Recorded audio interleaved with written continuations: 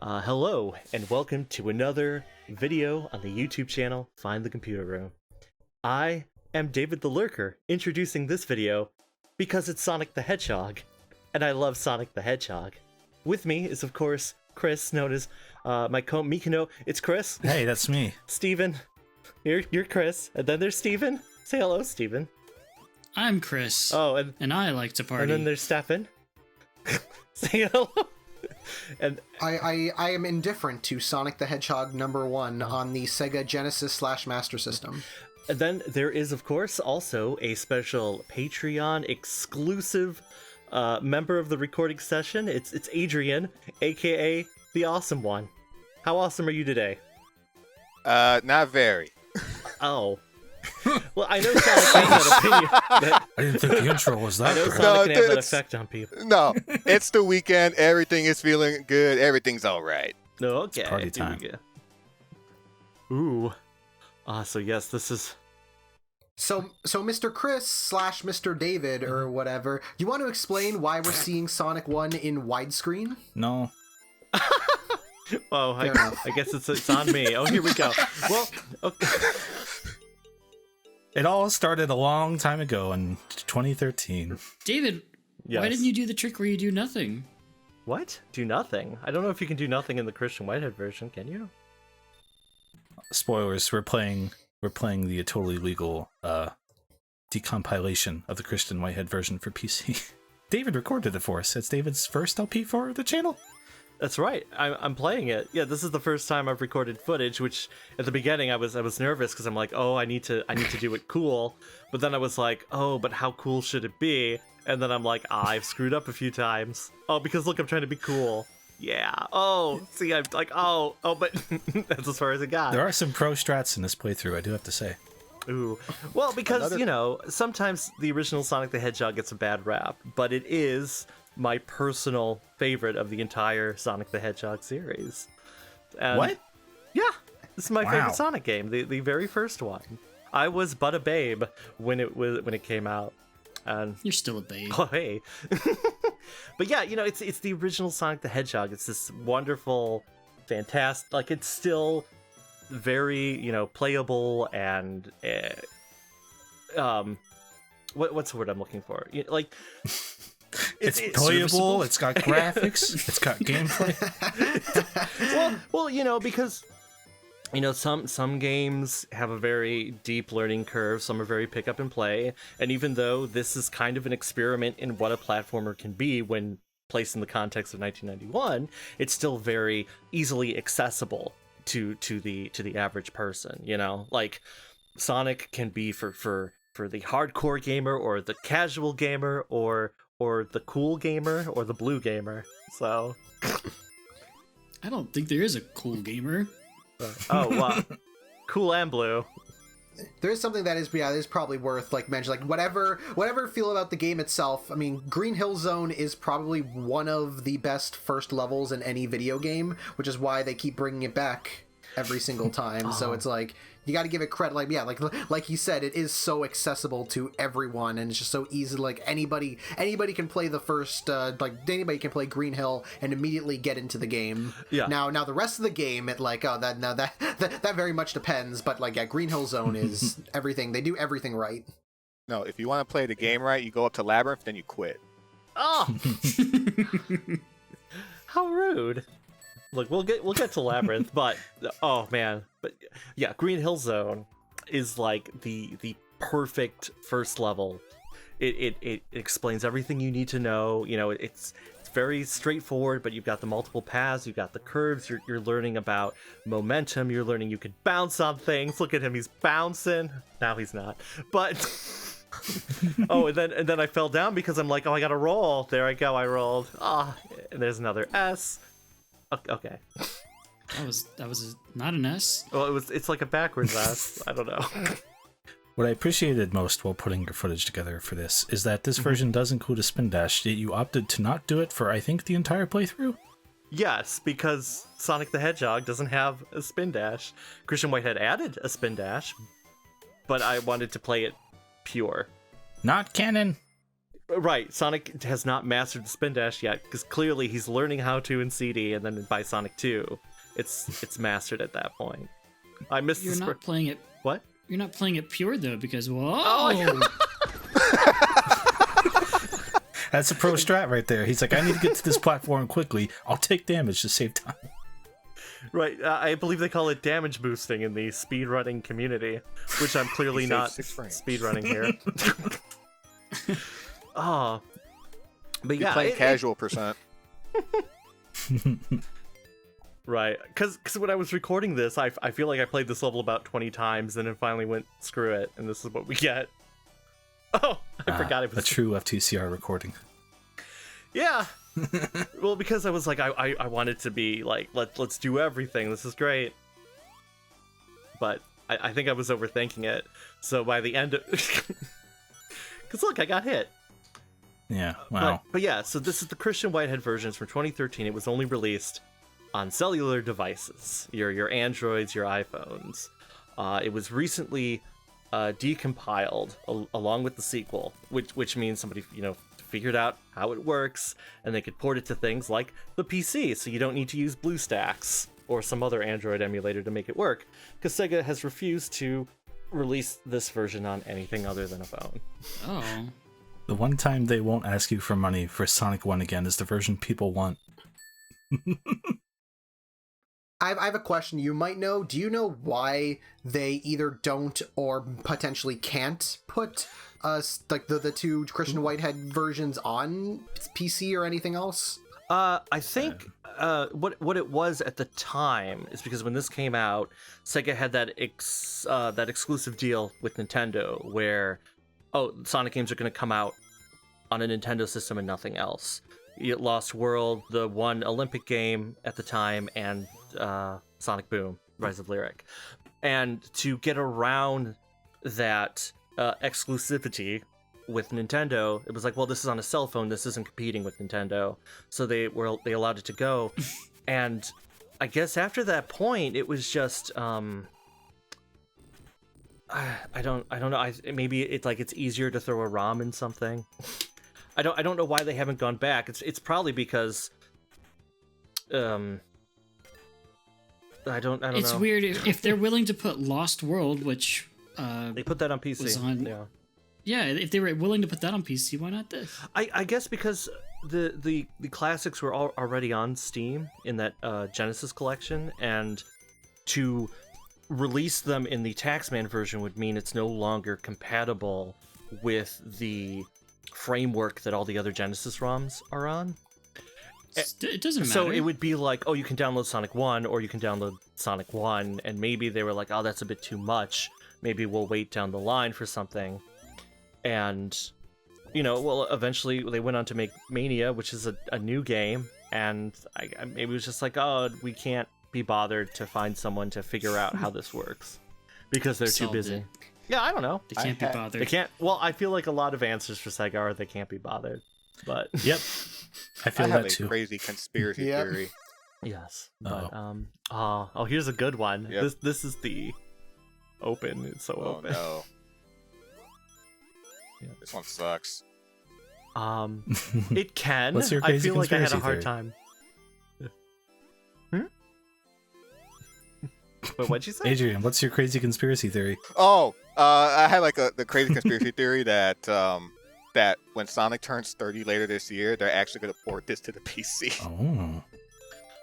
Oh, Try and make a quick buck that way. It's not that crazy. that would. I mean, it would make sense if they did. I don't know if they will. Because we know they're not going to release the next installment. Yeah, there's no more Sonic games coming. I can see that though, if they want to toss these in as a collection, that way it's technically separate. Holy shit, David, what the fuck? I did it. How'd I you got do it. I that? got all. How did you do that? It's called hacks. Okay, I hacked the game. I'll take it. Yes. Oh man, it's a good game. Yeah. I love Sonic. I love the first Sonic. It's such a good. Okay. So right. So you got Marble Zone. It is a good game. I know some people like to hate on Marble Zone because it's not a traditional, as we think of a traditional Sonic the Hedgehog level. But if we rewind back to the year 1991, right, you have Mario and a million games that want to be Mario. And then you have Sonic who's like, I'm going to be better than Mario. So this level is a bit more of a traditional platformer because it still needs to, like, make people feel comfortable with the game. Like, there's still ways you can skip stuff, there's still curves and jumps, there's no loops, but it's trying to be like, okay, now this is Sonic in a more traditional platforming space, but there's still just enough to make it special, and I think it's cool. Oh yeah, oh, never mind. I guess I was wrong. What? Why? Okay. David, great gameplay. Who put on their Windows screensaver? Who turned Let's on wait for it to VR? hit the corner. Oh, Yes! Yes. David, you did it. I did it. I skipped all that. See? Like people are like, oh, you just gotta stand around. Look, you don't have to stand around. You can skip it. You skipped it. That's a Sonic thing. I didn't know you could skip that. Yeah. You just gotta be good at the game. What? No. Oops. Well, because like if Sonic is about earning speed, like in that section where you're normally standing on the platform or the block and you're waiting forever, like once you get good at once you've figured out how the game works, then you can figure You out. corrected yourself. Yes. Well, because get good is not a very It's not a nice thing to say anymore. No, because you don't have to be like, oh, if you're bad at a game, you're not allowed to enjoy it. Like, of course you are. Being good or bad isn't what's important. It's having fun. I got hit, No, see? hold up. Who plays video games to have fun? Yeah. I only play video games to brag on Twitter about how good I am at them and get 3 likes. Right. Because if I was like the best this game, I don't think I'd have gotten hit. But I've definitely gotten hit. Now I'll definitely get the e-girl of my dreams. Oh man. Those Sonic 1 e-girls, they're out there. Oh god, no. Oh God, yes. Oh. I don't know. Oh God, maybe. I'm scared. Steven, we have to show them the Smoothies review, then they won't talk to you. Oh. Oh, good. Oh. Yeah, whenever girls start to flirt with me too much, I just show them that review so they'll leave me alone. Wow. It's You must play that review a lot then, right? Thank you, David, for yes ending.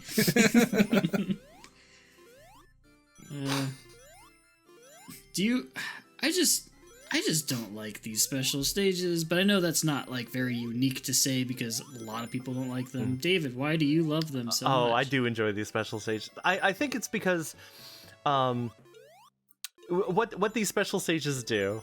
Am I gonna die? I forget. Because it's still within the framework of everything that you're learning. Because this is the first Sonic, you got to get used to Sonic. So you're still controlling Sonic in a somewhat normal way, but everything around him is transformed. So it's not like in Sonic 2 where those special stages are basically, completely different gameplay mechanic, or Sonic 3. It's still within that framework. It was also to kind of show off the tech of the Genesis, like the rotating and everything. Like that was, ooh, look at the Genesis, it can do stuff that the NES can't, and we promise the Super Nintendo can't, even if they can. But like it's meant to be a cool showcase, and it is kind of trippy and surreal, like especially the backgrounds. I enjoy the background and the look of the special stages as well. Can the Genesis do scaling and rotating? Sort of. I mean, I it doesn't do believe it it like could. the Nintendo. Yeah, there might have been some games that had a chip in them per cartridge, that kind of thing. Yeah, the Super Nintendo is sort of like especially once you have the FX chip, like it can do things the Genesis can't. But at this point, when it's like you're comparing this game to Mario World, I guess one of the more impressive things about Mario World is that the bosses squash and disappear when you beat them. But then like with Sonic, it's all like bright and colorful, and there's the rotating and the speed and the curves, and it's like it's far more flashy. Ooh. So, I got an extra life. To question your gameplay here, because Okay, yes. the natural route is to keep going through there and wait, and then you're like, let me just go back here real Wait, quick. what? Right, well, you see what I did was I went through the hole, and I'm like, oh yeah, I can skip it. And then I went, you know what? Everyone always skips this. We're doing it. And then I immediately got hit twice and Yep. regretted my decision. And that's why nobody does it. I know. But I was like, I'm gonna show people like, hey, there's some good stuff hiding down here. And then There is. Sometimes in this world, it's just best to follow the crowd. Yeah. yeah, I immediately got Got a hit. shield. Oh. So my initial thought was like, in the Sonic 1 prototype, when you go into that room, there's a little Badnik in there, right? And I was like, oh man, David must know something. Maybe if you go back, the Badnik spawns. It's like, ha. And then you just go and get flat on your ass twice. And I was like, oh, okay. Right. Yeah, I just wanted to be like, let's see what's down here. We'll make the playthrough a couple minutes longer. Thank you for that. I haven't seen this path in like years. So, Like... Can you imagine the type of person that takes this path? Yeah. Well, I mean, when I play it normally, I usually do skip all that and go through the hole. But this time I was like, but even I kind of forgot that sometimes it's a little not easy. But I still enjoyed this level. This is actually the first level I ever saw in person. So, Wow. David, do you have this game memorized? Wait, what? Wait. Like a fair amount. Oh yeah, those things are different. Those aren't in the normal Sonic one. I think. Because I find 2D games really hard to memorize, and I don't know why. I guess it's just because all the set pieces look the same, and I don't have anything to distinguish where I am. Yeah, no, I feel the exact same. Like that's something that always bugs me about like whenever I'm playing Sonic games, like especially when it's like, oh, I need to find like the special ring, like whenever I'm playing like 3 or Mania, and I need to find like the special rings, like to get the Chaos Emeralds. I'm like, I can't remember where exactly these are because a lot of the set pieces kind of look similar. So unless I'm like following a map and know exactly what routes to take, I'm always like, where do I go? I'm so glad I'm in similar company for that, because I always feel really bad at games for that reason. I also grew up on 3D games, so that's all. Other than Mario World, I grew up on 3D games, so that's also like a case of like I'm like playing like Spyro the Dragon and like being familiar with open world games and then getting stuck to like more just like flat areas, and I'm like, oh god, what do I do now? Well, I guess it's the end of the video. I can say whether or not I remember any of it in the next part. That's an exciting cliffhanger. What will David say next? Tune in and find out.